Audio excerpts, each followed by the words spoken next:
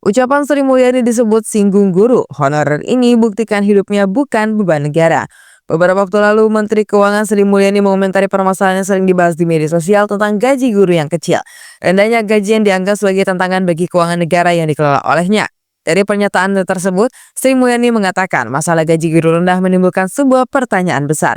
Sri Mulyani mempertanyakan apakah persoalan itu harus diselesaikan oleh keuangan negara atau ada partisipasi dari masyarakat.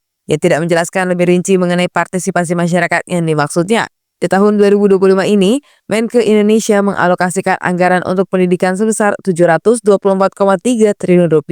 Menanggapi pernyataan Sri Mulyani yang oleh sebagian orang dinilai menyinggung guru berpenghasilan rendah, Pre ini membagikan aktivitasnya sehari-hari. Ia yang masih muda sudah menjadi guru honorer dengan bayaran yang terkesan seadanya. Untuk menutupi kebutuhan sehari-hari, Pre ini bukan hanya harus pandai mengelola uang, tapi wajib mencari penghasilan tambahan. Sembari mengencangkan doa di sepertiga malam, ia juga berusaha dengan segala kemampuan untuk menghasilkan rupiah. Selepas tahajud sekitar pukul 3 pagi, ia harus mempersiapkan adonan martabak telur yang nanti akan dijual di sekolah. Setelah itu, ia punya waktu sebentar untuk tidur sejenak sebelum azan subuh berkumandang.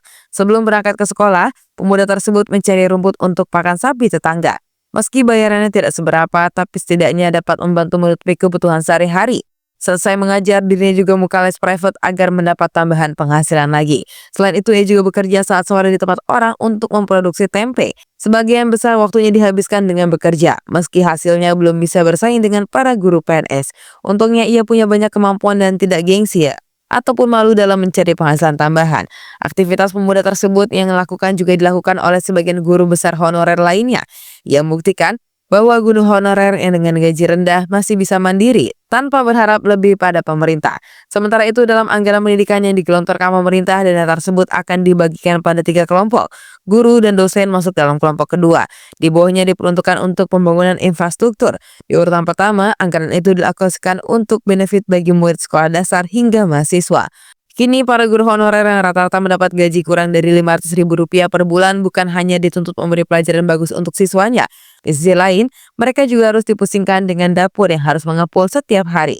Tapi upahnya sebagai tenaga pendidik jauh dari kata layak. Aksi protes dan tangis air mata sepertinya tidak cukup membuat pemerintah menyelesaikan masalah ini dengan langkah konkret.